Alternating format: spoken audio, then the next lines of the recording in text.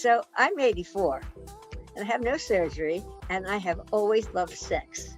And I had, like, as a child, I used to masturbate. I used to climb. I'm not always going to use these words. I used to climb up poles and squeeze, and I was having physical reactions, sexual reactions, before I even knew about sex or before I was even hormonally sexual. So I thought everyone was that way. And it was only until I became a therapist that I realized that people have countless questions about sexuality, and I have countless answers. So I was a therapist, and the two issues that came up all the time were aging and sexuality. And because I'm, you know, fun in a way, I don't approach therapy without bringing humor into it.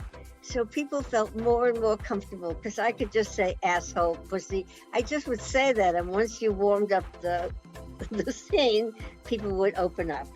And I realized that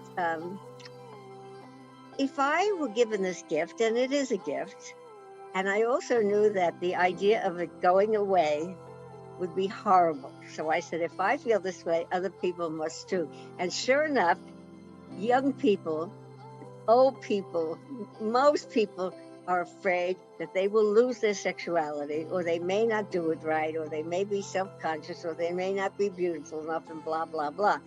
And people have to learn that when they truly connect to themselves and then connect oneself to another person, that's foreplay.